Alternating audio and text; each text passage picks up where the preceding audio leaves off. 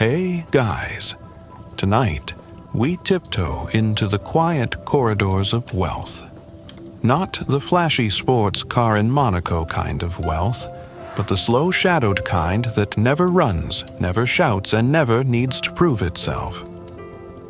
You know the type, the person at the farmer's market who owns 6 apartment buildings, but still picks over the tomatoes like they've got all the time in the world.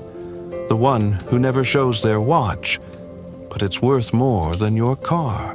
Or the woman who just nods when someone's bragging about their 4th rental property because she stopped counting at 50. So, before you get comfortable, take a moment to like the video and subscribe, but only if you genuinely enjoy what I do here. And drop a comment letting me know where you're listening from and what time it is where you are. I love seeing the map fill up. Now, dim the lights, maybe turn on a fan for that soft background hum, and let's ease into tonight's journey together. You walk along a cobbled lane in a quiet town. It's the kind of place that feels expensive but doesn't need to announce it. Stone walls, antique iron gates, slow-moving gardeners. You pass a mansion hidden behind a hedge so tall it almost seems like the owners are hiding from success itself. But that's the thing quiet wealth doesn't want to be seen. It doesn't care whether you think it's impressive. It already knows it is. There's a gold coin tucked somewhere beneath your footstep. Not metaphorically, someone genuinely dropped it there maybe decades ago, but they never came back to find it. They didn't need to. That's quiet wealth. You forget where you put a gold coin, and it doesn't matter. The timeless financial principle. Tonight, stealth wealth, or more precisely, how the truly wealthy often protect their status by blending in. It's not just modesty, it's strategy. When you don't look rich, you aren't a target for envy, lawsuits, theft, or even your cousin trying to launch a protein powder startup. There's a myth we all pick up somewhere in our youth, usually from music videos, or that one guy in high school who leased a BMW at 21 rich people are loud. But have you noticed that the wealthiest people rarely post? They're not tweeting about their portfolio. They're not filming themselves on private jets. They're doing something far more radical. They're being quiet, like Ingvar Kamprad, the founder of IKEA. Drove a modest Volvo, flew economy, wore thrift store clothes. Worth over $50 billion at one point, and still brought a Tupperware to lunch. Not because he was cheap, because he knew the math. If people don't know what you have, they can't take it. But even economists still argue about this. Some say public displays of wealth fuel ambition, that they create aspiration, and with it more economic growth. Others insist quiet wealth stabilizes economies by reducing social resentment. There's no consensus. Maybe that's the point. Real power doesn't need permission. You pass a bakery that doesn't even have a sign, just a brass doorknob and the smell of cardamom in the air. You pull it open anyway. Inside, there's a single table already occupied. A man sips his coffee surrounded by silence and sunlight. You get the sense he owns the building, maybe the whole block, maybe the town. He doesn't introduce himself. He just nods as if to say, "You've found it." The place where wealth waits. You sit quietly and let the idea settle into your skin. Some people never chase. They attract, because they've mastered something deeper than hustle. They've mastered stillness. A gentle joke floats by. You think of that one guy on social media trying to flex his entrepreneur lifestyle while filming from a rented Lamborghini. He's hustling so loudly you can hear his credit score begging for mercy. Meanwhile, the millionaire next door is at Home Depot buying mulch on sale. Quiet wealth isn't lazy. It's disciplined. The hard part isn't making money. It's doing nothing flashy with it. It's eating rice and beans when you could afford lobster. It's skipping the Rolex to max out your Roth IRA.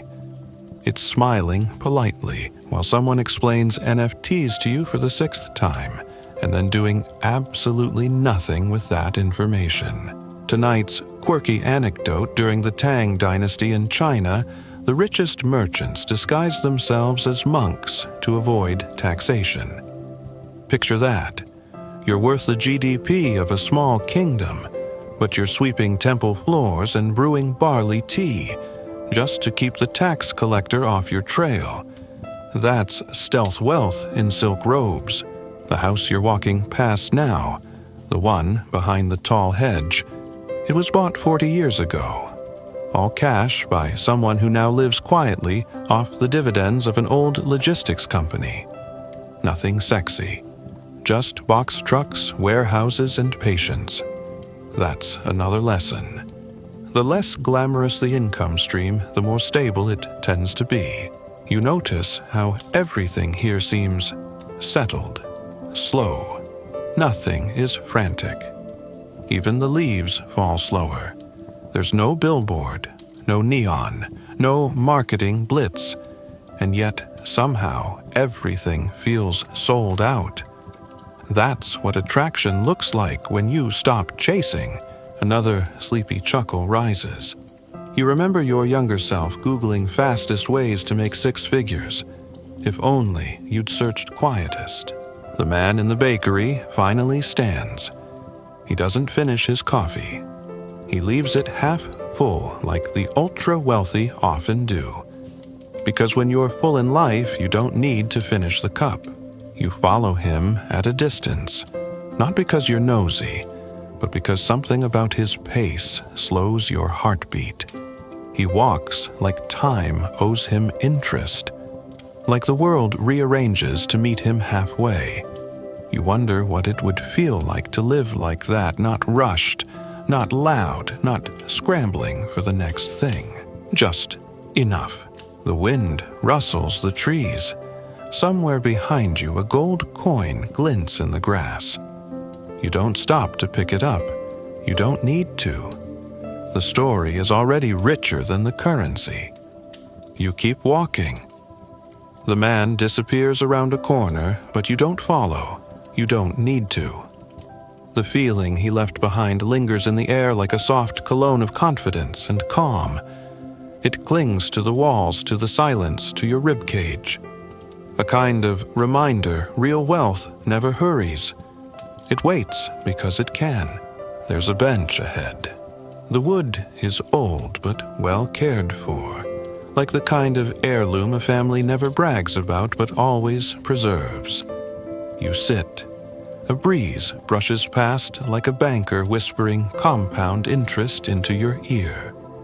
The sun plays lazy shadows across your shoes, and you think about effort, not the loud kind, not the grind until you bleed kind, but the elegant kind, the kind where doing less ends up accomplishing more. Wealthy people understand this, not because they're lazy, but because they've learned that motion and progress aren't the same thing.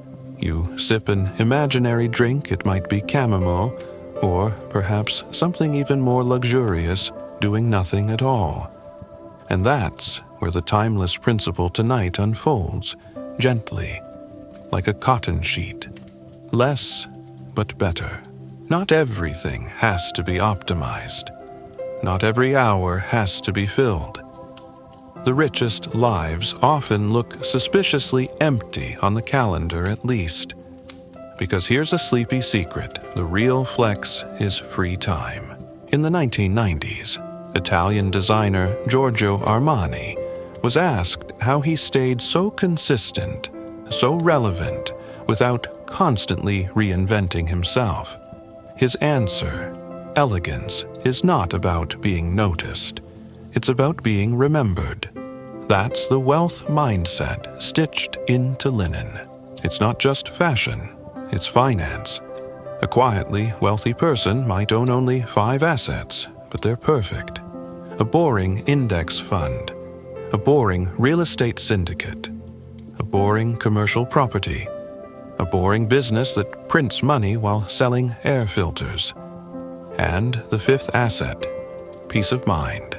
Meanwhile, some folks juggle 12 different ventures, 4 side hustles, and a crypto coin named after a meme. They're busy, loud, constantly optimizing, and constantly tired. They don't own their time. They rent it from chaos. A soft laugh slips out. You remember trying to hack productivity by waking up at 5 a.m., reading 5 books a week, and watching TED Talks on 2x speed. You became the busiest poor person alive. Like an over-caffeinated squirrel with a dream journal. But then you think of Warren Buffett, one of the richest people in history, and he spends 80% of his day reading. Not networking, not posting, not hustling. Reading and thinking. Because that's where wealth blooms in the pause between noise, and still economists can't agree. Some say the future belongs to hyper-productivity, that the winners are the ones who do the most. Others argue that focus and subtraction are the only sustainable advantages. After all, you can't scale chaos. The rich know this. They streamline, they subtract, they let their businesses do the running while they go for walks. Tonight's quirky anecdote. In 14th century Venice, merchants would sometimes pay to not be listed in trade records. The logic was simple. If people didn't know you were rich, they wouldn't ask you for favors, taxes, or worse, hand in marriage from someone annoying. Imagine having to bribe history to forget your success. Iconic, you shift slightly on the bench. A cat crosses your path slow and deliberate. It yawns in your direction, then keeps moving like it has dividends to check. There's no urgency, just the cat and the street, and the sense that everyone here is on a longer timeline, and timelines matter. Because when you stop chasing, you can start building. And building requires boredom, repetition, simplicity. The foundation of every quiet fortune is a boring habit repeated obsessively. The problem is, most people get bored before they get wealthy. You smile as another memory washes over you of downloading 6 productivity apps, color-coding your Google Calendar, and still somehow missing lunch. Because sometimes doing less on purpose is the wealthiest move of all. The man from the bakery returns not really just in your mind, and this time he's holding a single notebook. Inside, maybe just 5 bullet points. But those 5 points have made him millions. He flips it shut. No secrets, just simplicity. You think about how the ultra-wealthy rarely multitask. Because when everything matters, nothing does. Instead, they pick the one thing that works and do it again, and again, and again, until the rest of us wonder how they made it look so easy. Another soft chuckle floats by. You remember the time you tried 6 side gigs in a single month and ended up paying taxes on your failure. Not every path leads to wealth, but every wealthy person has learned to say no to most of them. You rise slowly, like someone with nowhere urgent to be. The sun lowers itself behind a building that doesn't need a name. You start to understand what it means to move like money will wait for you, because the real money does. You walk again, slower this time, calmer, each step a whisper, each breath a dividend. The road curves lazily like even it refuses to rush. And as the evening folds itself into softer light, you remember the principle, less but better. Like a quiet mansion with empty rooms and infinite peace. You find yourself near a small lake, now still and glassy, reflecting the dusk in watercolor tones. A canoe floats without a paddle, tethered loosely to a rotting dock. It doesn't try to go anywhere. It just exists. And still, it's exactly where it needs to be. That's how some people get rich. Not by paddling harder, but by letting the current come to them. Tonight's principle rests in that reflection shimmering just beneath the surface. Magnetism beats motion. In money, in relationships and opportunities, some things don't respond to pursuit. They respond to presence. You walk a little farther, and a soft gravel path opens. It winds between willows and lilac hedges leading toward a cottage with no address, no mailbox, and somehow everything. Inside, someone is humming. You don't know the tune, but you know the feeling. It's the sound of someone who isn't trying to sell anything. They're not launching, not pitching, not raising a round. They're just existing. And the world leans in. You've met these people before. The ones who somehow get offered the job without applying. The ones who stumble into a real estate deal. The ones who never post about their business, but still have a 6-month wait list. It used to frustrate you. Now you're curious. Why do some people chase and others attract? You sit on the porch. The wood creaks beneath you like it's settling in to listen too. And you remember the wealthy cafe owner who never advertised yet had a line around the block. No signs, no grand opening, just really good coffee, a gentle smile, and a room that made people feel richer, just for being inside it. This is the magic trick rich people rarely explain. They make people come to them, because they've built something magnetic, not desperate, not thirsty, just attractive. And attraction isn't loud. It's precise. Consider the strange tale of Richard Montañez, the Frito-Lay janitor, who became a marketing executive by pitching flamin' hot Cheetos. The official story is debated to this day. Some say it's marketing fiction.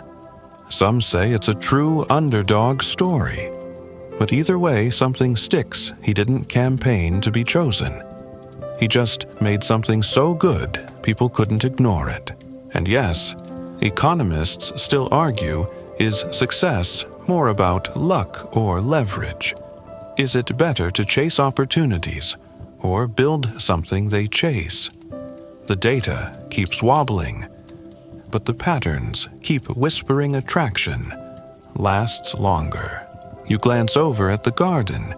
It's unkempt but thriving. Strawberries hiding under wild basil. Tomatoes ripening without fanfare. No sign that says organic. No influencer campaign.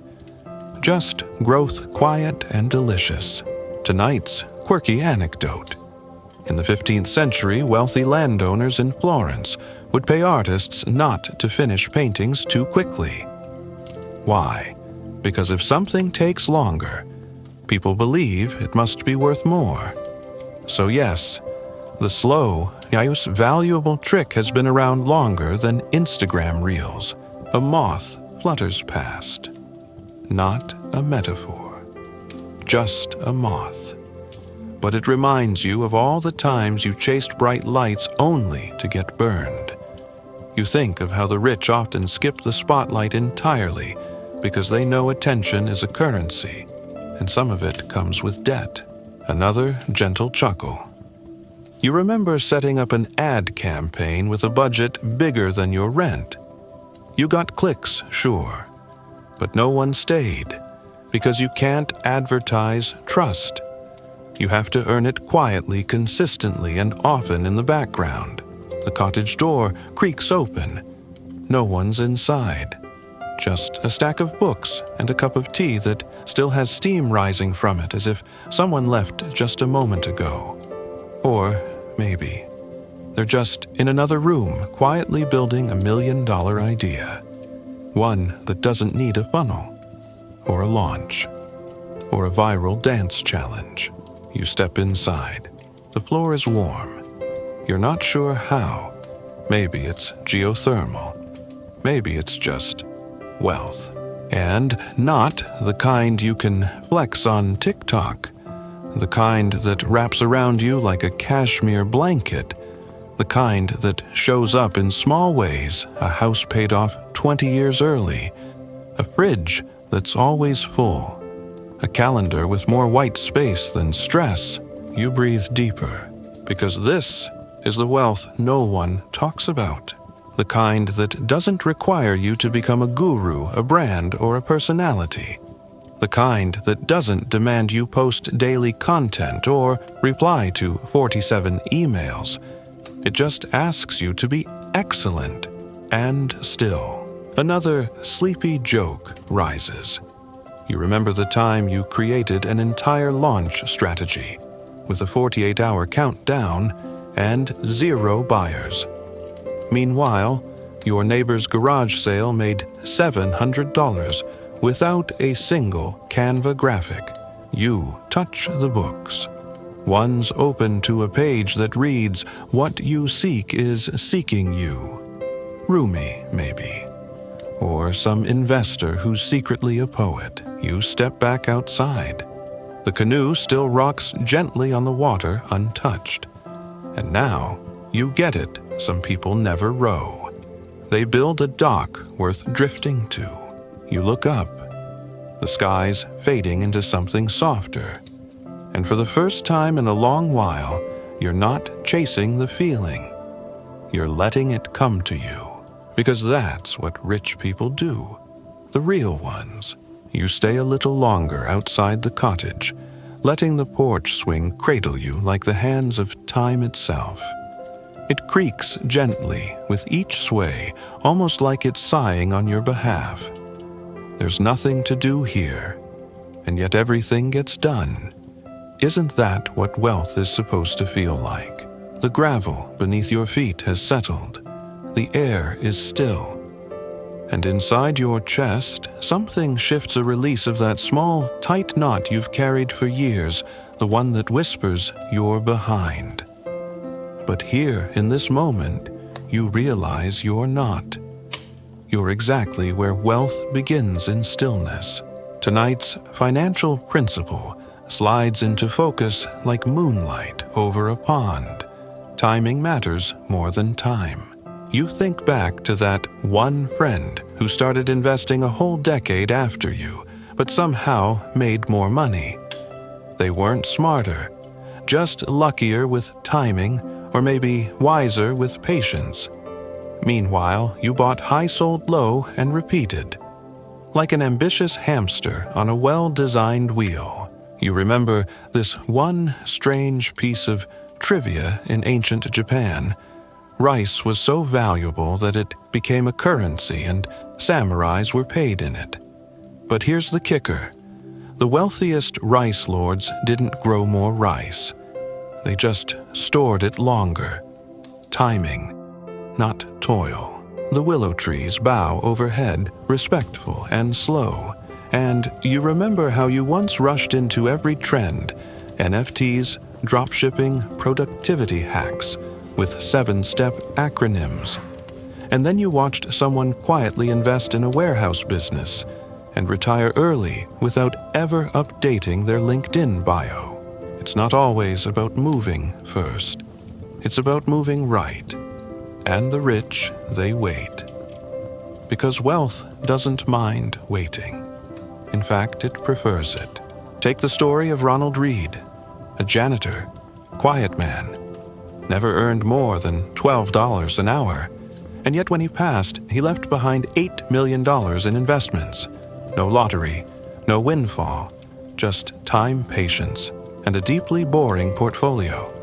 He didn't chase money, he waited for it, like someone who knew the tide always comes back. A faint chuckle escapes as you remember the time you tried to time the market by watching Reddit threads like they were financial prophecies. One week, you were up 30%. The next, you were Googling, "Can you eat expired beans?" Timing, indeed. And still, the experts argue. Is it better to stay in the market through thick and thin, or try to dodge the downturns? Some say buy and hold. Others say buy the dip. But the real wealthy, they buy peace of mind. And that kind of timing is timeless. There's a bird on the railing now, small, dark-eyed. It stares at you like it knows something, like it watched you stress over 17 cents in gas rewards last week. And it doesn't judge. It just is. Wealthy in its own way, with wings and no schedule. You rise from the swing and follow the path a little farther. It curves gently like a timeline with no rush. In the distance, there's a sundial covered in moss. It doesn't tick. It just waits for the light. Like the people who don't panic when stocks dip, or when real estate slows. They know something most people forget. A delayed reward often grows more than a rushed one. That's not just patience. That's profitable stillness. Another sleepy grin. You remember downloading 7 investing apps in one weekend, convinced that faster access meant better returns. All it got you was paralysis by analysis and a lot of angry emails from fintech startups you never opened again. You think of the ultra-rich again, the ones who plant seeds and walk away. They don't dig them up to check on progress. They just wait, because they know wealth is a garden, not a slot machine. Tonight's odd money fact. In ancient China, some wealthy families buried bronze cowrie shells in clay pots for future generations. They weren't flashy, they weren't liquid, but they were patient. Generational wealth in the form of underground seashells. Even back then, people knew slow money is strong money. The sundial casts a long, lazy shadow now. You stretch beside it. Not to feel productive, but to feel present. Because tonight, wealth isn't a number. It's a rhythm. And you're starting to move in time with it. The porch and the canoe are behind you now, but their stillness lingers. You carry it like a soft currency, spending it in breaths, not dollars. And you realize something rich people rarely say aloud. Sometimes doing nothing is the richest move you can make. Because when you act out of panic, you pay a premium. But when you wait and breathe and trust your foundation, you often end up with more. Not just money, but space, time, peace. You pause by a tree with initials carved into it. Someone else once waited here.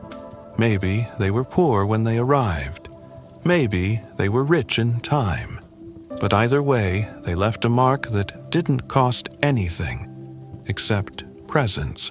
And the best investments, they often ask for nothing more than that. Presence. You walk a little farther down the path, your steps soft and aimless.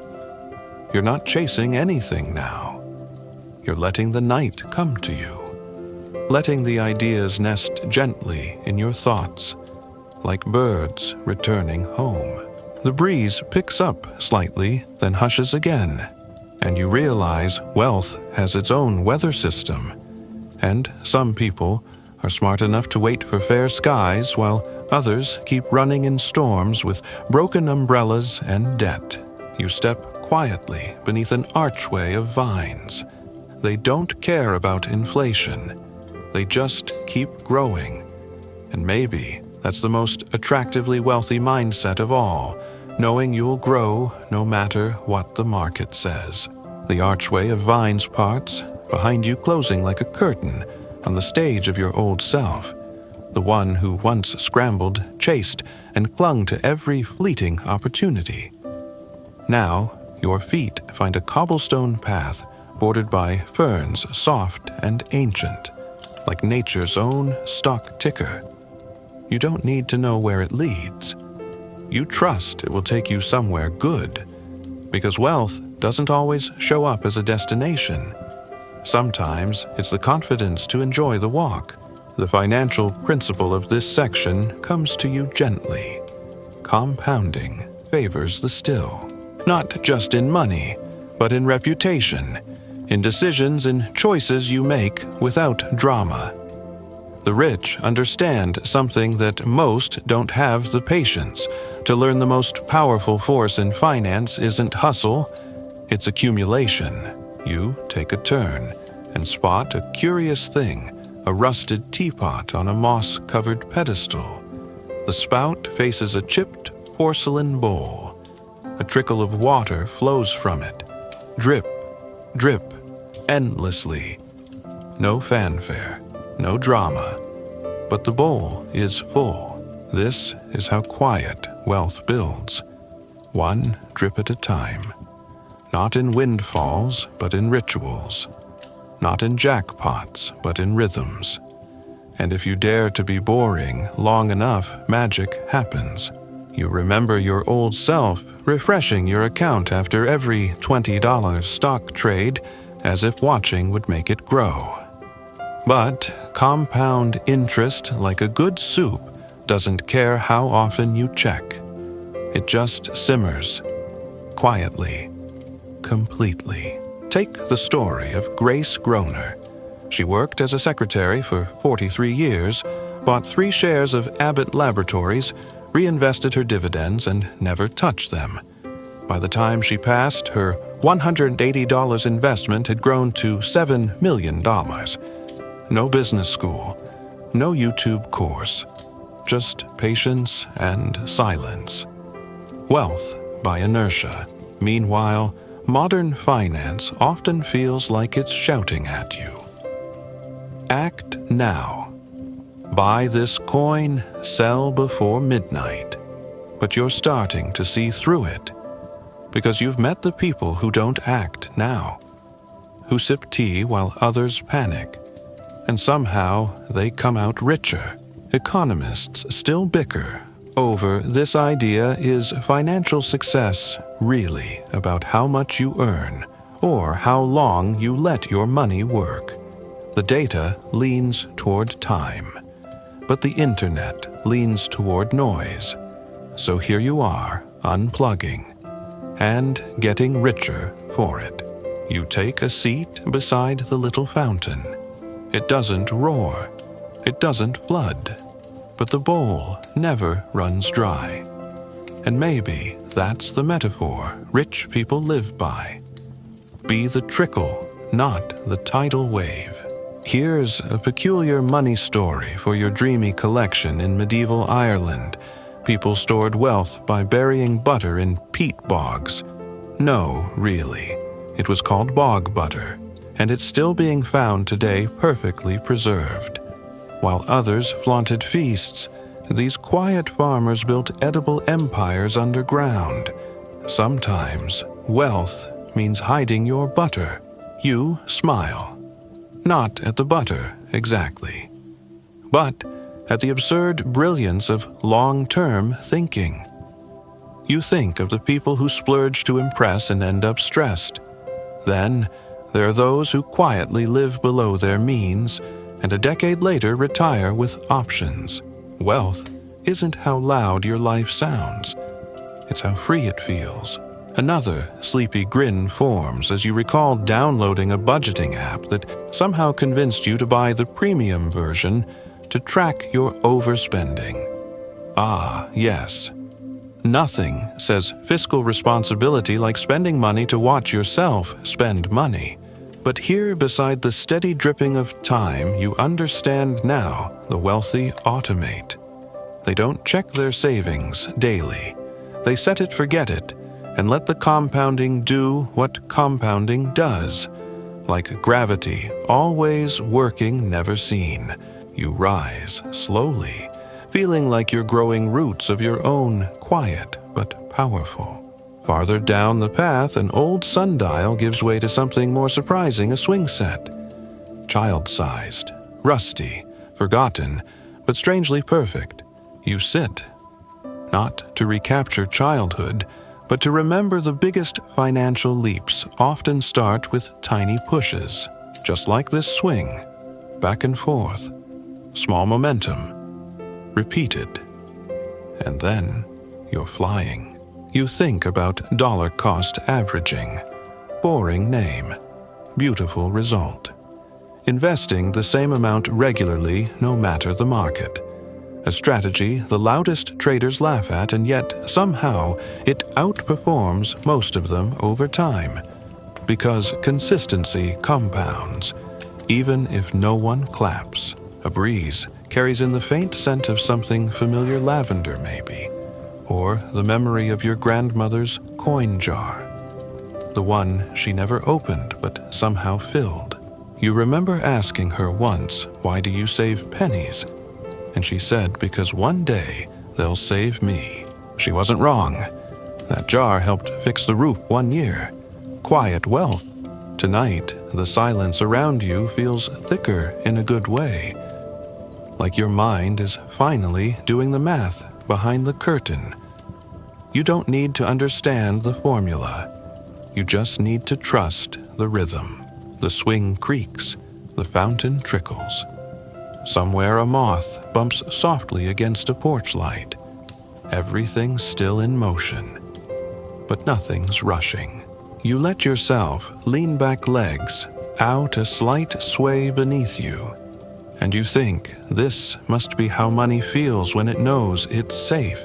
A final sleepy laugh escapes as you remember spending $400 on a productivity boot camp that ended with the advice, "Make your bed." But now, you know the most productive wealth advice isn't loud. It's whispered between naps and passive index funds. The swing slows. You don't need to pump your legs. You've built enough momentum. Now you just glide. You glide for a while longer on the swing, then let your feet find the ground again, toes curling slightly in the dirt.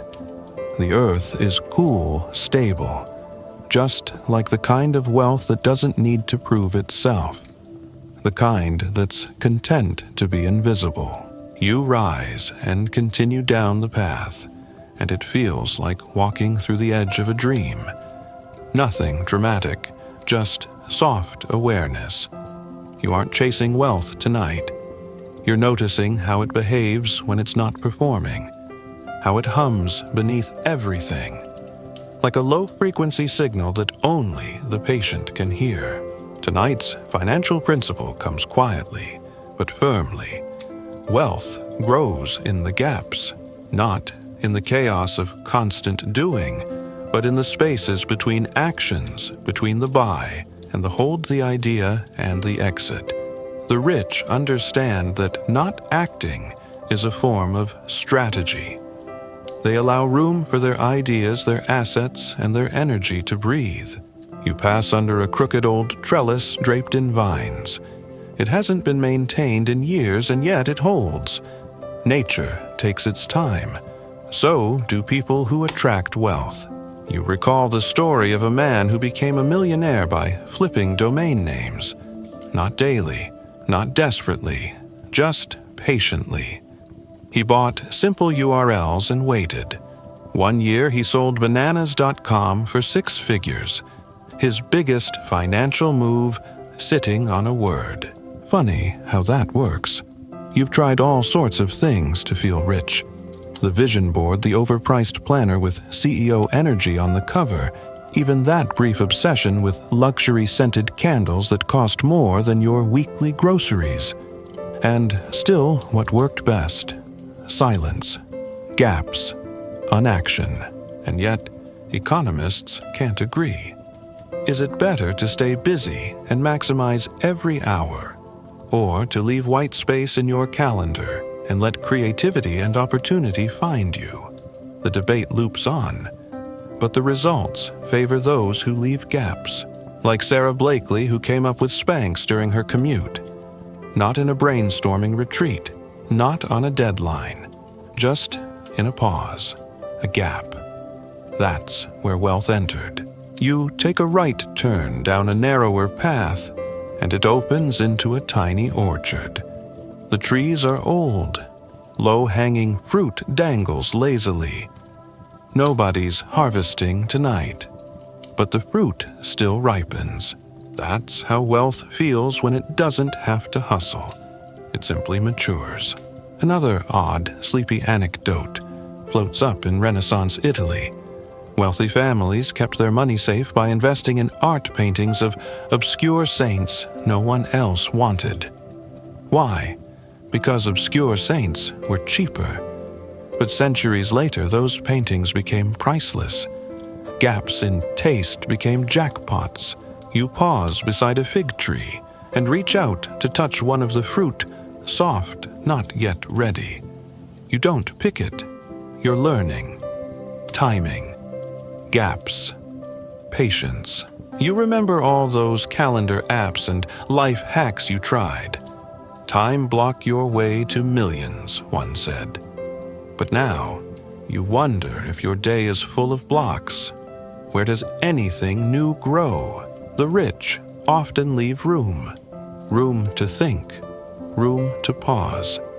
They don't say yes to every meeting. They don't cram their schedule with urgency, because they know if you're always catching up, you're never catching on. You step around a worn bench half buried in moss. You sit, of course, not to rest, but to notice.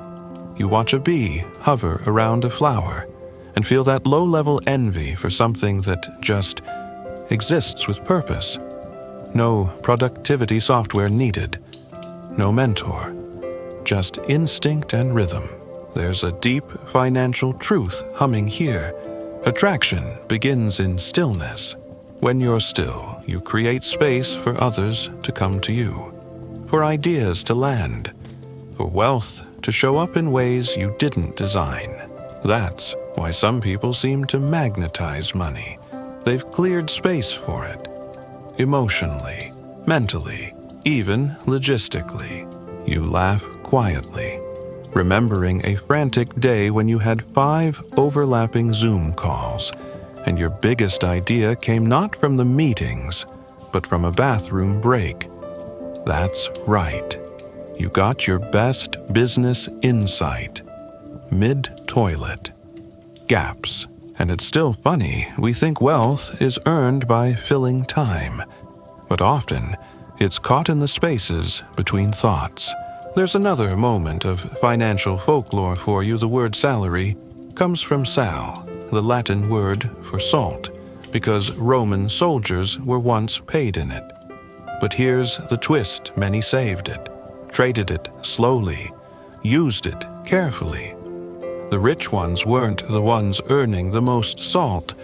They were the ones spilling the least. That's the gap. The discipline of restraint. You rise and walk again slowly now, as if time is stretching out just for you. The orchard gives way to a clearing where a small wooden footbridge crosses a stream. The water moves under it without sound. You cross slowly, deliberately. You think of the word bridging, how the rich are always building bridges instead of burning them. Bridges to future opportunities, to networks they might need someday, to favors that compound like interest. You remember that time you ghosted an old colleague who offered you help just because you didn't need it. Then, wealth, you're learning, lives in connections you keep warm. And sometimes the richest thing you can do is not cut someone off. Another form of stillness. Another gap. The footbridge ends and the path continues gently winding now. No big ascents, no sudden turns, just quiet momentum. You realize something people who attract wealth know how to handle boredom. They don't demand constant novelty. They let the routine become the richness, daily deposits, reinvested dividends, old ideas revisited instead of always chasing new ones. You step into a circle of wildflowers, chaotic, beautiful, unmanicured. No hedge fund here, just hedges. But somehow it feels more abundant than any office tower. You sit in the center of them, cross-legged, not to meditate, just to listen.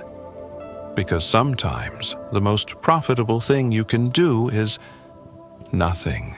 And if that feels wrong, it's only because you were raised in a culture that worships noise. The stream nearby trickles, the orchard rustles, and somewhere just out of reach the scent of lavender returns. Wealth you now see isn't chased, it's hosted. You make space for it. You stay open. You don't force it to perform. You breathe, and the moment fills. You stay there for a long time in that circle of wildflowers, breathing in the soft scent of crushed petals and damp earth. No pressure, no demands. Just you, the gentle air, and the knowledge that this stillness is doing more for your future than most of the meetings you've ever sat through. This is the place right here in the story where most people drift off, where the subconscious opens its gates and quietly starts recording. So if you're still awake, you're either really curious or really stubborn. Either way, you're exactly where you need to be. Tonight's financial principle blooms slowly in your mind. Wealth responds to clarity, not chaos. It's a truth the rich often live by, even if they rarely explain it. They don't fill their lives with noise, they refine, clarify, streamline. And in that simplicity, money flows toward them, almost as if guided by instinct. You stand up again, brushing off a few stray petals. The path narrows now, framed by orderly hedges, like your old budget spreadsheets. Except these are much prettier and don't make you feel like a failure. As you walk, you think about a wealthy friend you once envied, not because of their car or house, but because of how light they seemed. No panic, no 10-tab browsers open, just calm choices. That friend had a ritual every Sunday. They'd write a single sentence about their money, what worked, what didn't, what they wanted. Not a manifesto, just one sentence. Clarity. Over time, those sentences built a fortune. You tried it once, didn't you? But gave up because it wasn't dramatic enough. No dopamine, no flashing stock tickers, just quiet reflection. And that's the irony. Most people run from the practices that actually work because they're too boring. But boring is beautiful when it comes to wealth. Economists still squabble about whether behavior matters more than knowledge. Is it better to be a financial genius with a gambling streak, or a humble earner who sticks to 3 simple rules? The evidence whispers in your ear. Now simple scales, if you let it. You pass a small fountain, carved in the shape of an owl. Its eyes closed, its wings tucked. You hear only the soft splash of water hitting water. There's wisdom in that stillness. And suddenly you remember you once tried to optimize your financial life using 6 apps at once. 1 for tracking, spending, 1 for passive investing, 1 for grocery budgeting, 1 for roundups, 1 for receipts. And why not a mindfulness app to help you process the anxiety caused by the other 5? You laugh softly, a sleepy sort of laugh. because clarity had no room to breathe in that mess. Wealth doesn't like clutter, not in drawers, not in minds. Which brings you to the story of Hetty Green, the Witch of Wall Street. She was once the richest woman in America, and also famously frugal. She wore the same black dress every day and moved her office from bank to bank to negotiate free rent. Strange, maybe, but her clarity was unmatched. She knew what she valued. She didn't need flair, she needed focus. Her wealth wasn't attracted by charm. It was built by vision. And that's the thing. You don't need a perfect plan to get rich. You need a clear one, a direction, a reason. The more specific your aim, the less you need to chase. You come to a quiet fork in the path. No signs, no instructions. But it doesn't matter. You know which way to go. You're becoming the kind of person who listens inward before acting outward. One path leads to a grove of citrus trees, pale yellow lemons, hanging like tiny lanterns. The air is sharper here, refreshing, focused. You remember reading once that lemon trees only thrive when the soil drains well. Too much moisture and the roots rot. Too little and they wither. It's about balance. Another quiet metaphor for wealth. You think about liquidity, not the flashiness of cash on hand, but the mental freedom of knowing you have options, that you've trimmed the waste, set your accounts to auto-transfer, and stopped trying to impress anyone but your future self. Here's another little story in ancient China. Wealthy scholars would commission miniature landscapes, tiny mountain scenes carved into jade or ivory. Why? Because they believed that wealth wasn't about expansion, but compression. A whole world held in your palm. Pure, distilled beauty. The rich don't chase more, they chase essence. And somewhere along the line, you started doing that too. Not needing the new phone. Not comparing yourself to every friend on vacation. Letting yourself not care. And somehow, in that letting go, attracting more. Because wealth is funny like that. It doesn't like to be stalked. But it will curl up beside you when you're finally still. A soft breeze moves the lemon leaves, and you imagine the sound is almost a whisper. You don't need more. You need less noise. Clarity sharpens attraction. It tells money where it's welcome. It opens space. It sets terms. And then sometimes, when you least expect it, it arrives. You pause beside one tree, lean against the trunk, and pluck a lemon. It's cool, firm, and full of potential.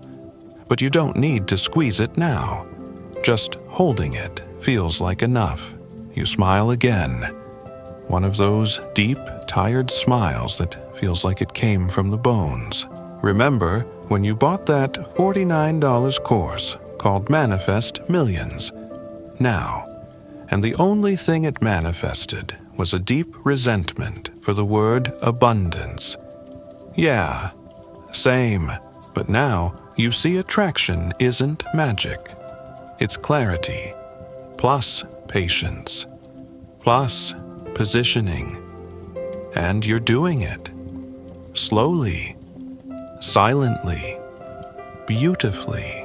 And as you leave the citrus grove, you catch a glimpse of your own reflection in a puddle. Not sharp, not dramatic, just soft, peaceful. You look like someone who stopped trying to win and started preparing to receive. You step forward, the path smoothing again beneath your feet. The trees part, just slightly, revealing the edge of a new scene you're not quite ready for. And that's okay. You're not chasing anything tonight. You're just here, letting clarity do the work. The path ahead curves with the quiet confidence of someone who knows exactly where they're going, even if they don't feel the need to announce it. You follow. Of course you do. Because wealth, real lasting, whisper-soft wealth, never walks in straight lines. It loops. It lingers. It circles back at just the right moment. And now you're in the mood to linger too. Tonight's financial principle glides in like a low tide. The rich buy time before they buy things. You don't need to rush to understand it. Just let it sink in slowly. The truly wealthy know the highest ROI comes not from what they own, but from how they spend their hours. That's why when they earn, they delegate. When they plan, they prioritize peace. When they invest, they often do it to reduce future obligations, not increase present possessions. You step into a softer kind of landscape now. The wildflowers are gone. The citrus trees have faded. Ahead lies a garden of tall grasses and stone lanterns laid out like a forgotten temple. And there in the center sits a small wooden chair. Just one. Waiting. You sit, and the seat creaks with the same sound as your favorite library growing up. That old one with the two soft carpets and the smell of forgotten encyclopedias.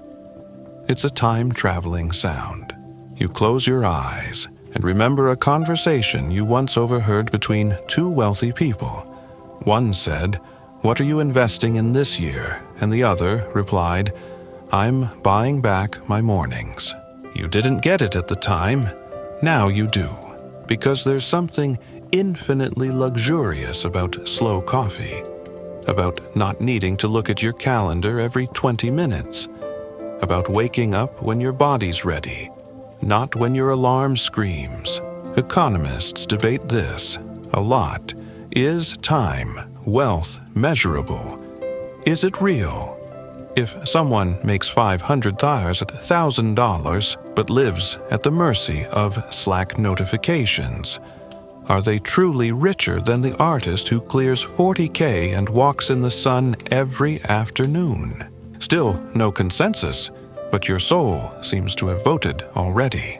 A hummingbird flashes past your ear, pauses in midair, then disappears. You wonder what its hourly rate is. Time. That's the currency no one gets more of no matter their income bracket. And yet, the rich often seem to have more of it. Why? Because they buy it.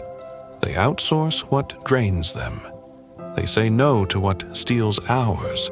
They invest in infrastructure people, systems, automation, not just status. Remember when you tried to do everything yourself?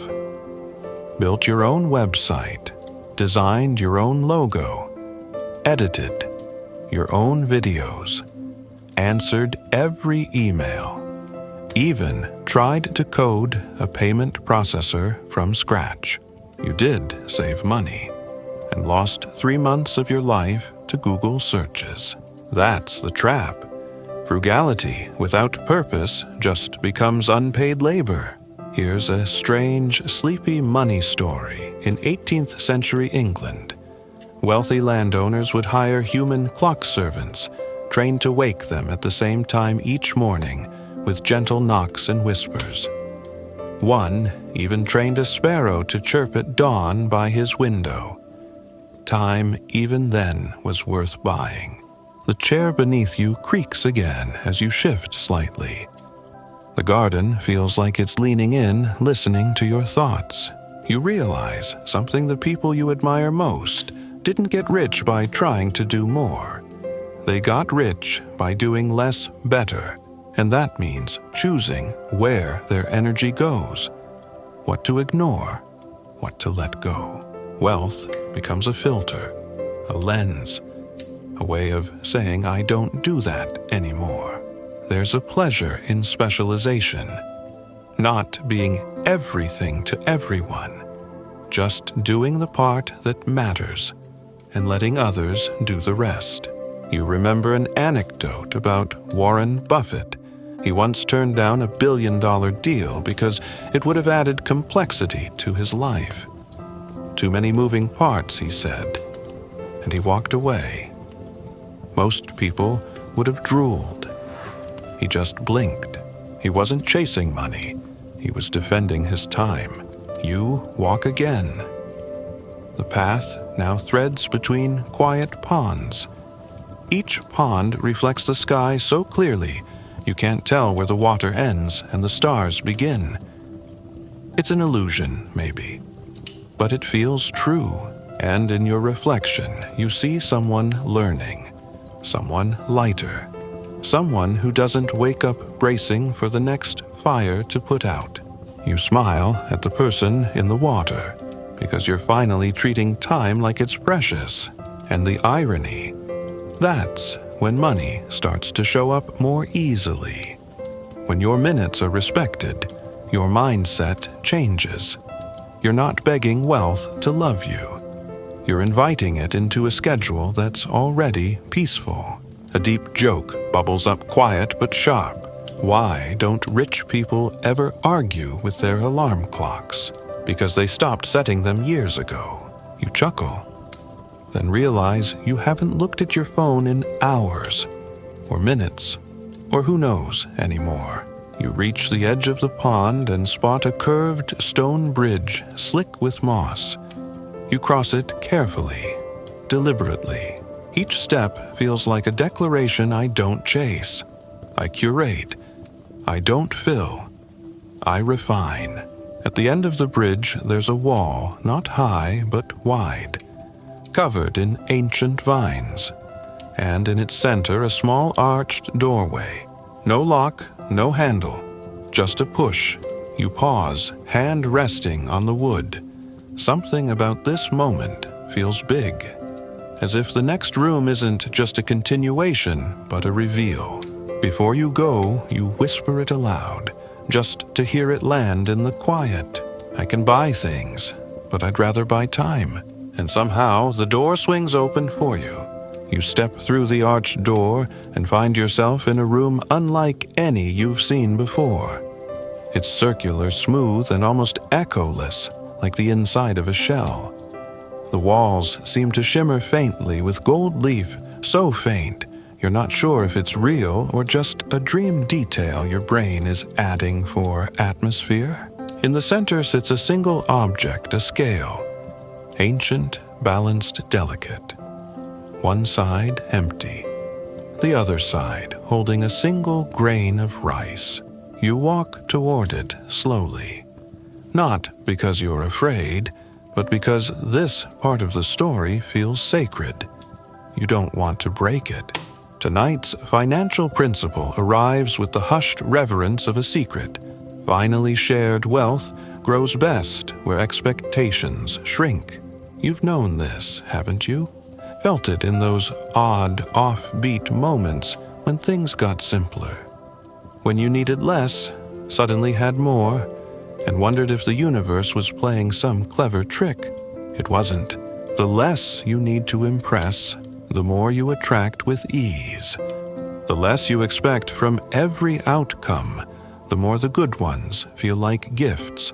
You crouch near the scale and stare at the grain of rice. It's nothing, and somehow it's everything.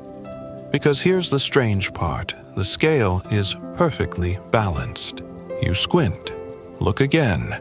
One grain. And balance. You smile, because you remember now. In Japan, there's an old practice called wabi-sabi, the art of finding beauty in imperfection, in the minimal, the incomplete. A cracked bowl becomes more treasured after it's been repaired with gold. Less becomes more when we learn how to see. The wealthiest people in the world often appear underwhelming at first glance. Old hoodies, sensible shoes, understated homes, because they've stopped performing wealth and started embodying it.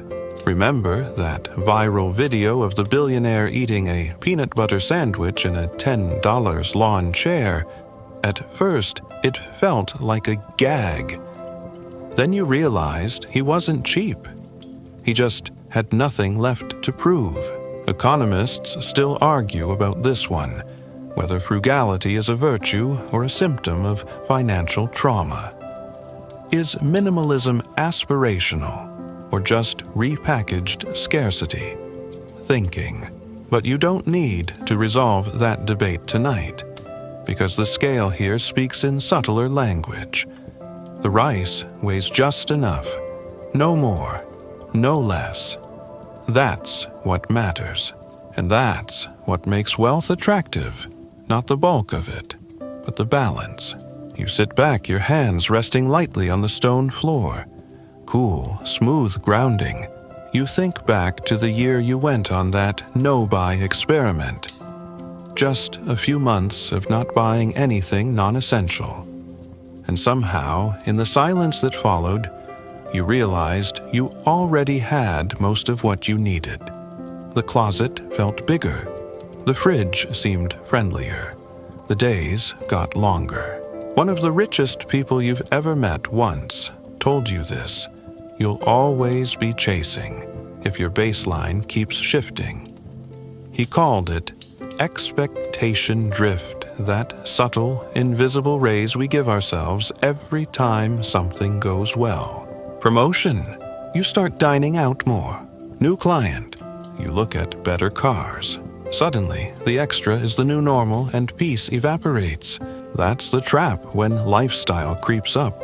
Freedom drifts away. You stand, and the room changes with you. The walls pulse slightly like breath.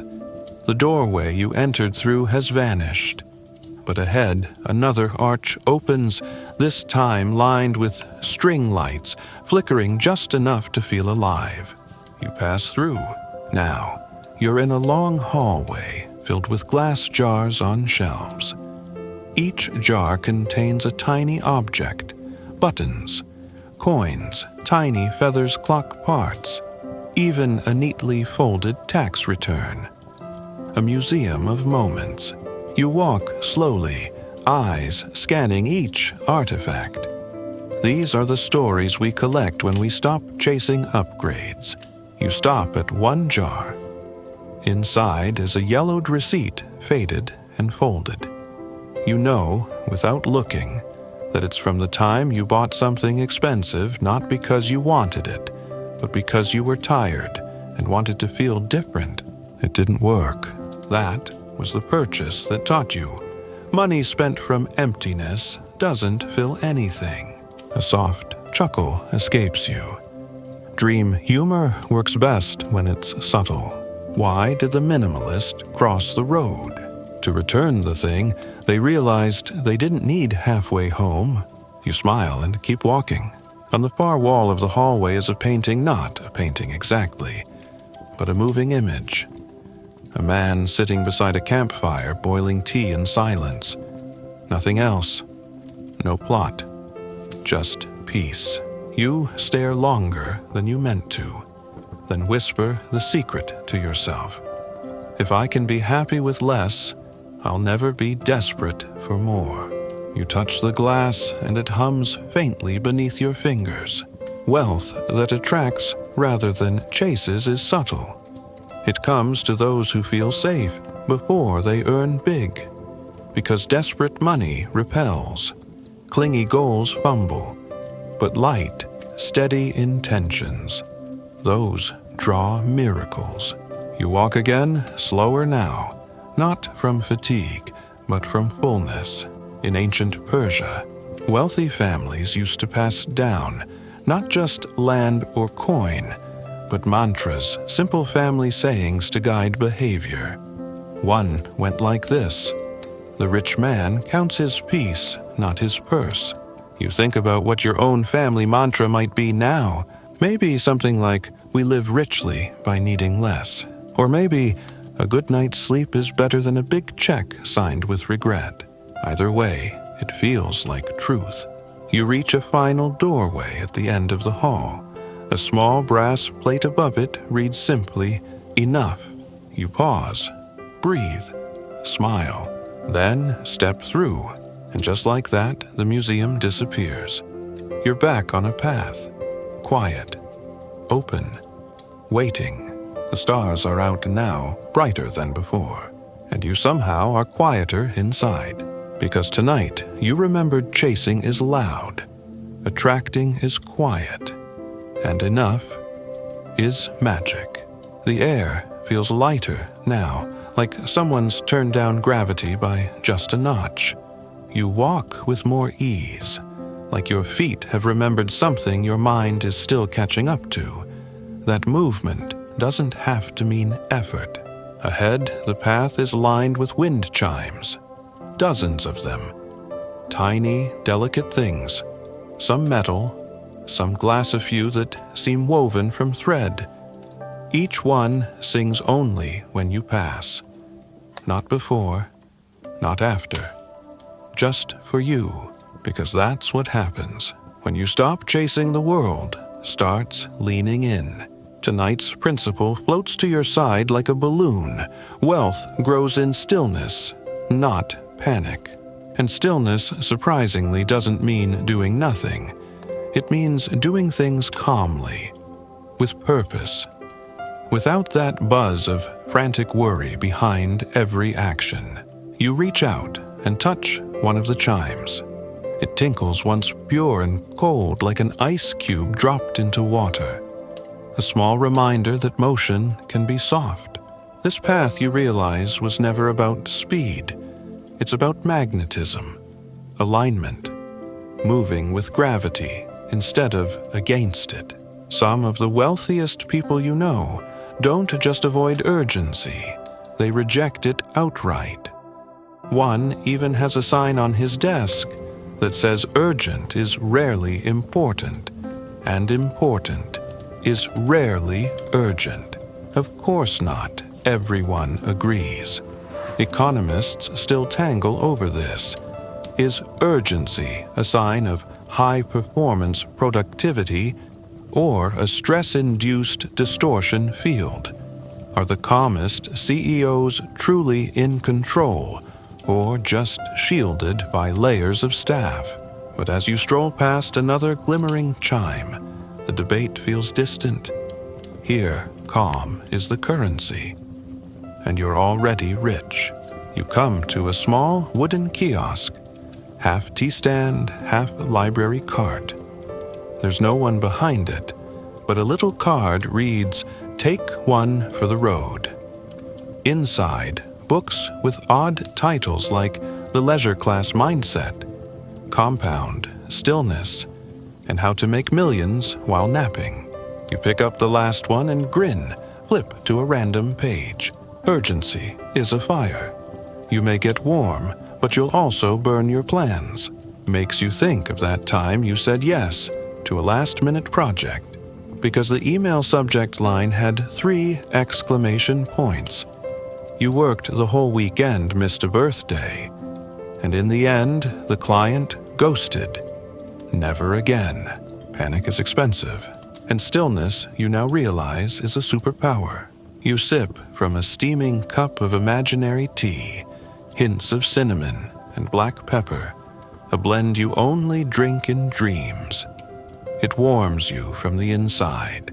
There's an old parable about a fisherman and a businessman. You know it already, but it still bears repeating.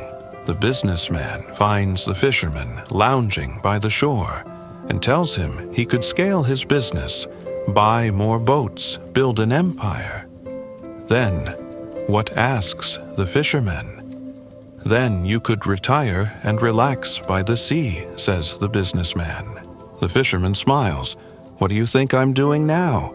You've probably heard it before.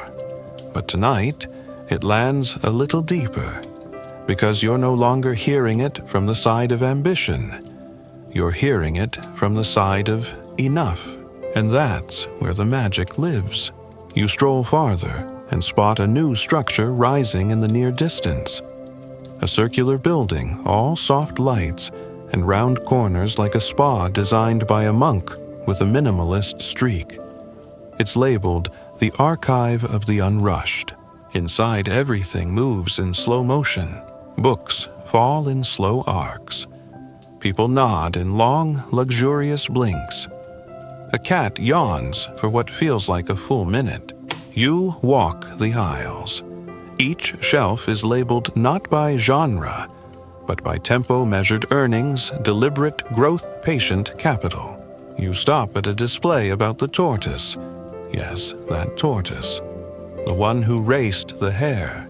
Turns out he's a financial icon in some circles. There's a whole investing philosophy called tortoise indexing now. Low-cost, long-term, emotionally unshakable. The tagline, slow money wins. You chuckle softly. Why did the panicked investor cross the road to chase a trend that had already passed? Stillness, you realize, doesn't mean laziness.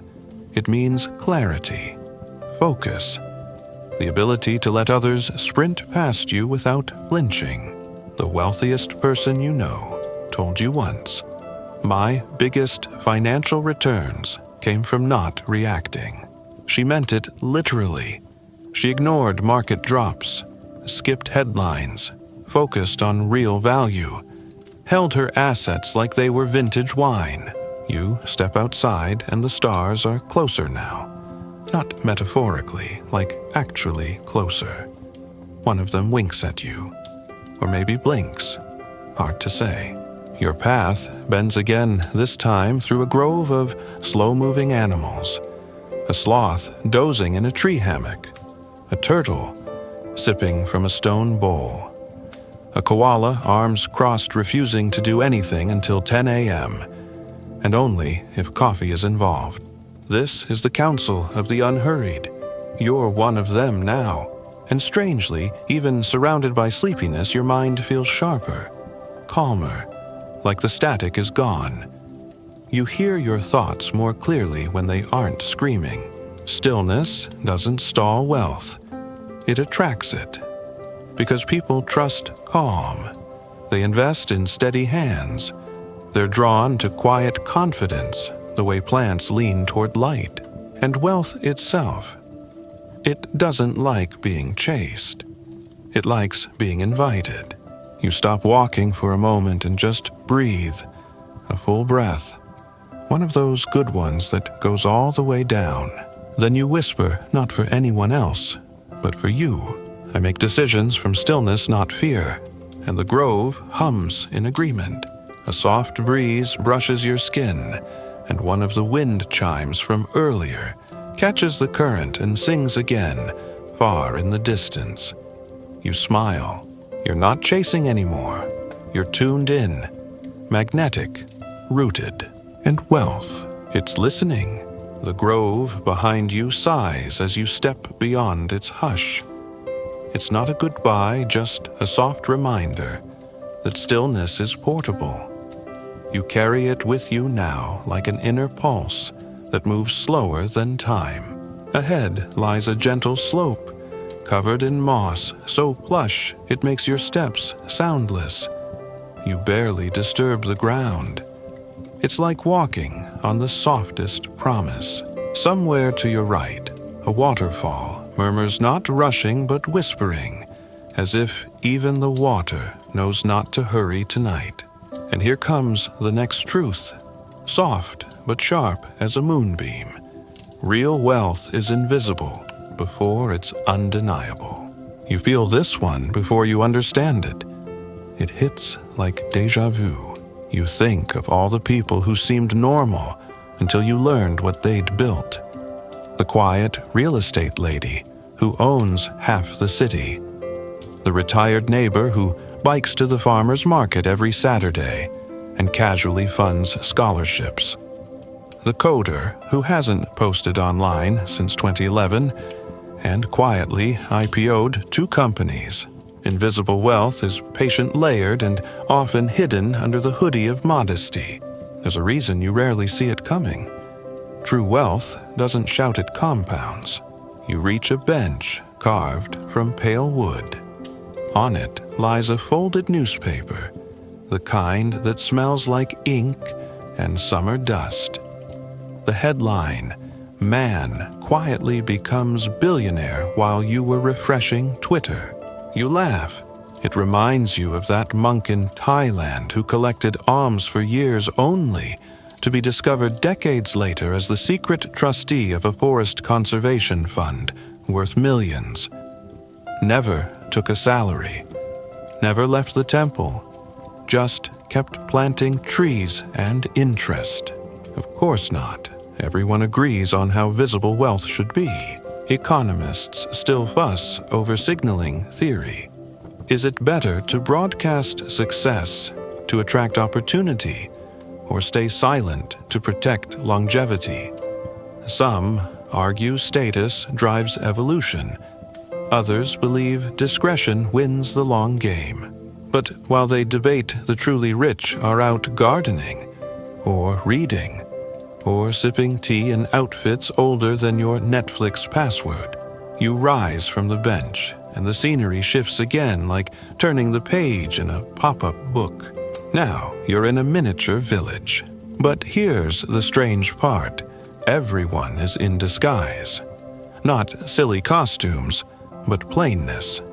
A man selling turnips in a market stall is actually a hedge fund manager. The woman stitching linens runs a robotics empire. A teenager sweeping the stoop owns 7 vending machine routes. You smile. You get it now. This is the village of understaters. Their wealth isn't hidden. It's just not performed. You wander past a tiny post office and spot a hand-painted sign. Wealth isn't loud. Rich isn't showy. Money that matters whispers. You tuck the phrase into your memory like a gold coin slipped into a coat pocket. You think back to the time you almost upgraded your car, not because you needed to, but because someone at work made a comment. Something passive-aggressive and shiny. You felt it in your chest for days, and then, one night, you did the math.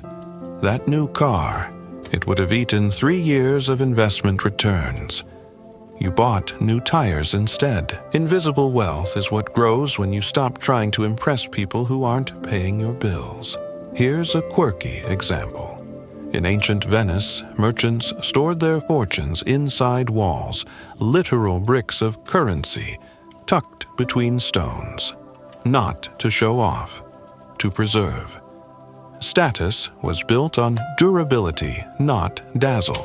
That's how compound interest works too. It's not impressive daily. It's invisible, boring, unsexy, until suddenly, it's a cathedral. You pass a bakery with no prices on display. Curious, you step in. The baker nods, hands you a warm bun, and says, "Payment. You paid yesterday." You just didn't know it. You raise an eyebrow. He smiles. Quiet effort. Long-term trust. Stored in full. A dream joke, of course, but you take a bite. It tastes like vanilla almonds and validation. You wander out and notice a small sculpture in the village square, a statue of a coin worn smooth from time. No markings. Just round and real. A plaque reads, "He who needs to prove he's rich usually isn't." You pause. Let that one sink in, because the truth is, wealth doesn't just attract more money. It attracts caliber, better decisions, better people, better peace. And the ones who master this, they aren't trying to be seen. They're trying to see. You turn a corner and stumble on a barbershop. Inside, a man is giving advice while trimming someone's beard. He's saying, real money is boring. Exciting money usually ends in court. You nod and walk on. Here's one more secret. Some of the richest people in history had no logo, no brand, no splash. They invested quietly. Compounded, quietly, and one day, the world just noticed. And by then, they didn't need the recognition. So tonight, you practice invisibility. You tuck your brilliance under the blanket of humility. You walk softer. You speak less. You listen more. Because wealth, real wealth, finds the quiet ones. Not because they shout the loudest, but because they build in silence. And silence, as it turns out, echoes longer than applause. You stroll deeper into the village, now shrouded in that velvet kind of dusk blue and lavender, like someone dimmed the whole world to a lullaby. A few lanterns glow along the rooftops, flickering like they're breathing. Even the shadows move slow here. You don't notice it at first, but your footsteps no longer make a sound. Not even the soft crunch of gravel. You've entered a space where noise feels like an imposter. The next financial principle glides up beside you without fanfare. Leverage isn't just money, it's time, trust, and silence. There's a myth you might have been told that leverage is risky, that it's debt with heels on. But here, in this sleepy market square, leverage looks different. It's a whisper, not a shout. A gentle nudge that moves mountains because it knows where to push. You pass a small workshop with a crooked sign, Levers and Sons. Strategic influence since 1872. Inside, an old man cranks a pulley system, lifting an anvil with his pinky. His grandson reads a book called Outsource Everything But Integrity. You grin. You know what this is. It's not just metaphor. It's muscle memory for the rich. See, the wealthiest people don't always work the hardest, they work the clearest. They ask the right questions. They set up systems. They create once, but earn 100 times. They whisper into the right room and let echoes carry the message. Here's a strange little tale. In 14th century Japan, a monk ran a temple that printed a single prayer on wooden tiles. Pilgrims paid in rice to take one home. The monk, he stored the rice. Years later, during a famine, he had enough to feed 6 villages. His leverage, words, and wood. Of course, critics argue that leverage favors the already wealthy. Economists wrestle with whether it creates inequality or opportunity. Is it a ladder or a drawbridge? You sip from a porcelain cup left mysteriously on a windowsill. It's tea again. Spicy, sleepy, nostalgic. You think of the time you learned that licensing a photo you took as a joke once earned you $600 in passive income. You forgot about it. The internet didn't. That's leverage. So, is having good credit? Or training a team? Or owning equity instead of clocking hours? It's stacking effort like dominoes so that one nudge years later moves the whole row. You pass an alley where a shadowy figure sells time machines for $5. You squint. Turns out it's just a stack of used planners. The sign reads, "Buy back your time before someone else rents it." A chuckle escapes your lips. Why did the investor take a nap during a recession? Because his assets were already working harder than he was. You round a bend and find yourself in a strange garden where all the plants are gears, mechanical vines, clock hand flowers that open and close every hour on the hour. In the middle is a sundial with a quote carved into the base. Let your money earn while you exhale.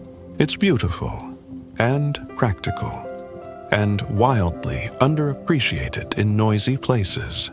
You think back to your earlier self, always hustling, always grinding, always one burnout away from clarity. You didn't need more effort. You needed more leverage. Now your effort flows where it counts. Not in circles, not toward applause, just forward. You notice a structure at the garden's edge, an observatory dome, though there's no telescope. Just a spiral staircase leading down instead of up. Inside a wall of quiet blue light pulses gently. You press your hand against it. A calm female voice speaks, "Welcome to the archive of quiet moves. You've been making them all along." On the walls, projections flicker. That time you automated your savings. The email you didn't send in anger. The 2% raise you negotiated just by asking. The stock you held when others panicked. The journal entry where you admitted what you really wanted. They were small, silent, but they stacked. You whisper, "What's the return on peace of mind?" The wall hums back, compounding. Somewhere far away a bell chimes once, like a breath being taken or released. You exit the observatory and find a bookshop, if you can call it that. No shelves, just floating books slowly orbiting a central column of light. Each cover is blank until you touch it. One lights up Leverage for the sleepy genius. Another, Why the Calm Ones Always Win. You grin. You choose one and let it hover beside you, reading as you walk. It tells the story of a shoemaker who trained apprentices so well that he left town for 2 decades and came back to a thriving empire. He'd only made 1 pair of shoes in the last 5 years, but he'd taught 20 others to make thousands. That's leverage too, the courage to step back and trust what you've built. You reach the edge of the village now. Beyond is a wide field. No lights, no signs, just space. Room to dream bigger, but quieter. You take a deep breath. You're starting to realize wealth isn't chased. It's engineered. And then left alone. Like bread rising, or trees growing, or trust compounding in people's minds long after you've left the room. And those who understand leverage. They plant once, water wisely, then go take a nap while the roots do the work. The open field ahead is almost absurd in its simplicity. Just tall grass swaying like it's breathing in sync with you. No fences, no paths. Just the kind of wild, unbranded land that whispers, "You can do anything here if you're not in a rush to prove it." You step forward, and the grass parts gently like it knows you. As you walk, the sky deepens into a velvet blue, scattered with stars that blink like shy billionaires. This is the part of the journey where things start to slow down. Not out of exhaustion, but because you've remembered something.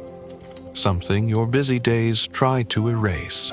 The principle tonight is this: sustainable wealth is rhythm, not speed. It doesn't arrive in a frenzy, it hums. You think about rhythms, the kind that carry you without asking for attention. Like a dividend schedule, like rental payments, like the drip of royalties on a book you almost forgot you wrote. You once read about a retired sailor in Portugal who spent 30 years collecting rare wines, not to drink, but to lease out to restaurants. By the time he passed, his wine cellar was worth more than any stock portfolio in town. He never once rushed to sell. He let the wine quite literally mature.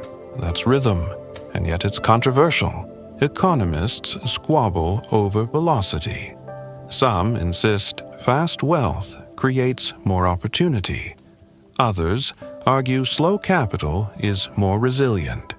It's the tortoise and hare debate in a $3,000 suit. Who wins? The one who doesn't stop moving, just moves with intention. You lie down in the grass and stare at the stars.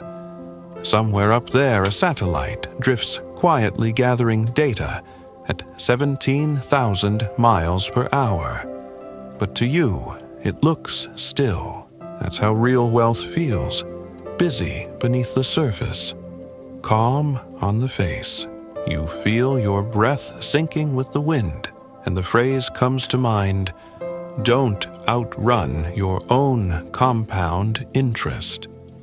You chuckle. It sounds like advice from a sleepy economist who forgot his tie. Why did the millionaire refuse to sprint? Because he was already in the lead and knew the finish line wasn't going anywhere. The stars above seem to twinkle in agreement. You rise and continue walking until the ground shifts again, sloping downward into what looks like a gentle valley of lanterns. Hanging from trees, floating midair tucked into the grass, glowing like memories. Each lantern holds a different scene.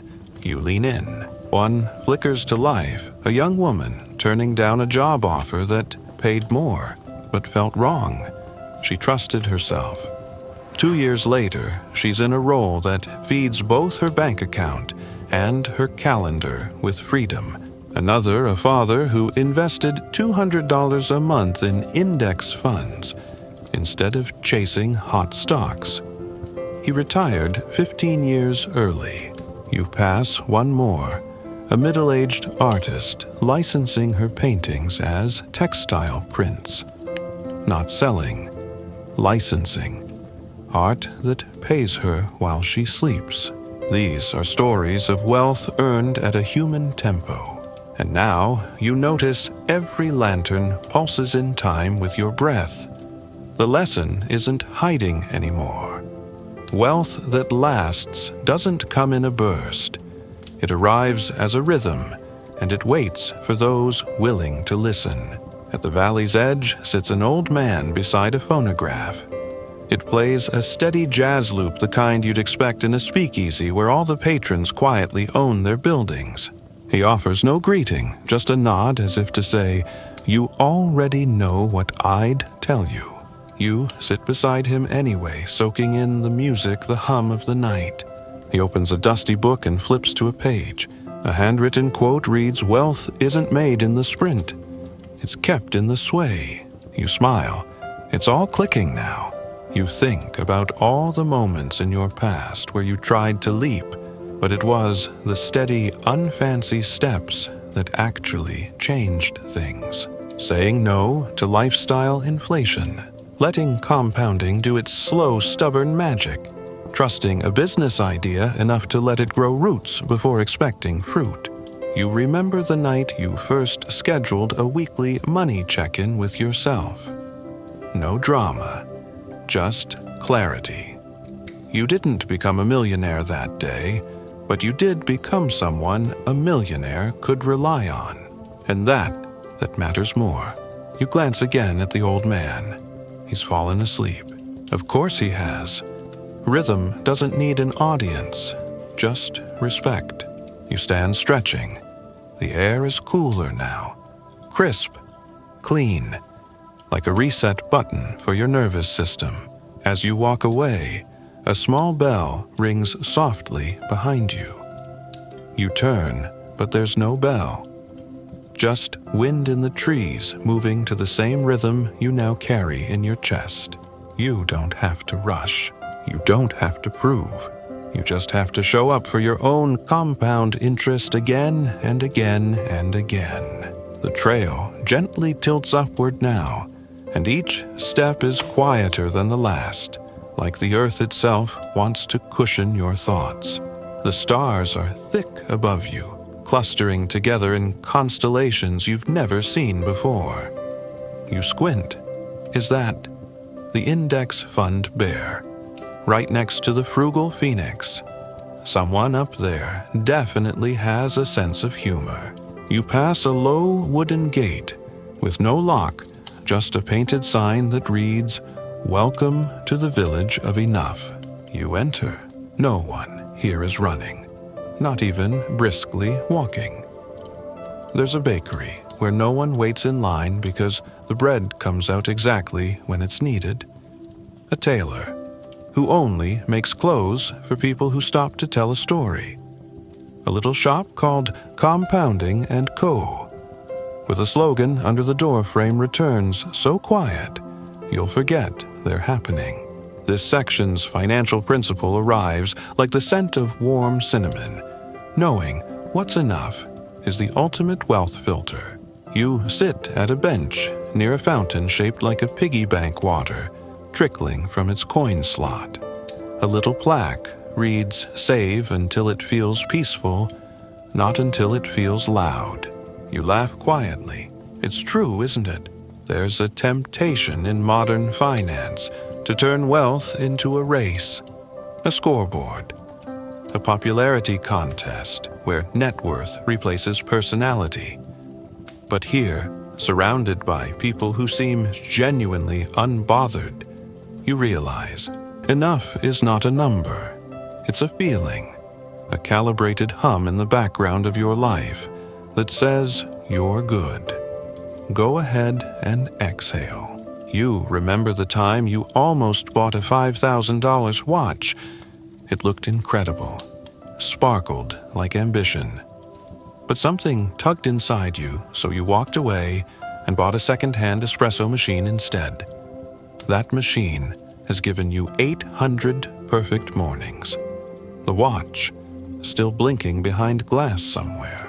Meanwhile, in 16th century Florence, there was a banker named Lorenzo who got rich not by chasing profits, but by capping them. He set a personal rule: no deal should earn more than 20%, no matter the market. Anything more felt extractive. He retired early beloved and never once had a client default. His motto, excess complicates, enough clarifies. Some economists argue about the psychology of sufficiency. Is it a privilege, a practice, a personality trait? The data's murky. But the real question is, what happens when you stop needing more? You feel it now. A strange kind of lightness in your shoulders, like your wallet finally stopped yelling. You walk past a home with no doorbell, just a handwritten welcome mat that says, "If you know your number, you're already home." Inside, a family is laughing around a dinner table. No phones, no urgency, just the clink of forks and a few sleepy-eyed kids recounting dreams from last night. That's enough. You pass a courtyard where a young man practices calligraphy. You glance over. He's writing the same phrase again and again. I already have what I came for. You remember a story, a millionaire who bought a yacht only to find he couldn't sleep on it. The waves were too noisy and the guilt too loud. He sold it and used the money to fund 3 local libraries. Now, he visits them like ports, one each month. Says it's the best boat he never owned. That's the quiet magic of enough. It gives you back you. And suddenly, without warning, you spot a figure standing in a garden full of glowing budget sheets. They wave you over. It's you from the future. Or maybe the past. Hard to tell. They hand you a note. You stopped measuring yourself in milestones. That's when everything bloomed. You look around the village of enough and realize no one here is trying to scale. They're trying to savor. Their assets aren't just financial, they're emotional, spatial, relational. One joke drifts in from a cafe window. Why did the rich man quit climbing the ladder? Because he finally realized it was leaning against the wrong building. You chuckle, then sigh, then smile so softly you barely feel it happen. A soft breeze wraps around your neck like a scarf. A cat strolls by with a gold coin in its mouth. It nods at you like good choice, then vanishes into the hedges. You take one last look at the glowing village. No fences, no spotlights, no slogans, just peace and pacing. and the kind of grounded joy that can't be bought but often shows up when you stop shopping. You step out through the same wooden gate and back into the quiet field. A gentle voice from nowhere says, "Congratulations, you're now officially unchaste." And you grin, because this whole time what you were building wasn't just wealth. It was a relationship with enough. The horizon dims now not to darkness, but to a kind of velvet quiet. Like the world is gently folding its hands in its lap and waiting for nothing in particular. You walk a little slower. There's no more destination, only presence. And here at the tail end of the journey, a final principle gently surfaces like a pebble, rising in clear water. Real wealth is invisible first, not just unseen by others, but unnoticed by you. It creeps in through systems, not splurges, through peace, not performance. You reach a clearing dotted with mirrors. Not the shiny retail kind, these are older, warped a little at the edges, like they've been listening more than reflecting. In one, you see your childhood self counting birthday money in an envelope. In another, you see the college version of you staring at an overdraft notice with a strange mix of shame and clarity. And in the biggest mirror of all, you see now. You as you are quietly richer than you ever expected. Not because your net worth exploded, but because your relationship with money finally stopped hurting. You sit. A soft glow forms around the base of the mirrors. You're surrounded by reflections, and none of them are asking you to hustle. They just sit there with you. Content. Still. Let's end with one more sleepy anecdote, shall we? There was a Zen temple in Japan that ran entirely on donations. But the monks had a rule: no one was allowed to donate more than a single copper coin per visit. Some visitors laughed, some walked away, but the patient ones, they came back again and again. Years later, the temple had enough to build a library, a garden, and fund meals for generations. One coin, many visits. That's quiet wealth. Even economists, those old skeptics, still whisper about the concept of invisible prosperity. Some say it's an illusion. Others say it's the truest form of all, when you don't need others to see your wealth for you to feel it. A breeze picks up again. The grass sways like a lullaby. You think of the man who got rich writing bedtime stories for adults. Not because they were flashy, but because they made people feel rested. His royalties came in while his readers drifted off. Wealth and sleep braided together like silk and thread. Another joke floats through the air as if tossed by a drowsy trickster. Why don't truly wealthy people brag? Because silence has a higher ROI. You smirk, then yawn. It's a luxurious yawn. Not tired, but full. Around you, the mirrors begin to dissolve into mist, as if the reflections were only ever meant to be visited, not held on to. You stand again. There's one final stretch of path, soft mossy, and shaped like a gentle spiral inward. It doesn't go forward. It goes deeper. You follow it. And now, dear listener, you arrive at a doorway made not of wood or stone, but time. Layers of decisions, tiny nudges, kind pauses. The stuff real wealth is made of. You place your hand on the frame and whisper something only you can hear. Something about trust. Something about ease. Something about finally letting go. The doorway opens, and now it's time to wind down completely. You lie back beneath a sky that no longer asks for attention. Stars blink slowly, not because they must, but because it's the rhythm they've always known. There's nothing left to chase now. not status, not comparison, not even clarity. Just the sound of your breath, the soft tick of compounding time, and the hush of future ease brushing gently against your thoughts. Maybe you're not asleep yet. That's okay. The mind rests long before the body does. You've already begun. Let this moment be the wealth you rarely count. Let the spaciousness around you be proof of your new metric calm, recurring, restful value. Think of the gold coin you dropped back in section 2. Maybe it's still spinning somewhere, humming softly. Maybe it never stopped. And maybe that's exactly the point, that wealth, true wealth, isn't something you grab. It's something you invite. Tonight, you did not hustle. You did not strive. You didn't add a new trick to your productivity stack. You simply walked through a landscape of patient riches.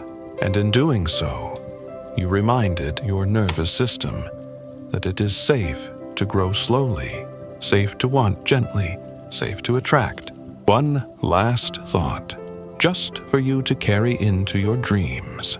What if your next fortune begins with stillness, not strategy? You smile in your sleep. You've already started. Sweet dreams.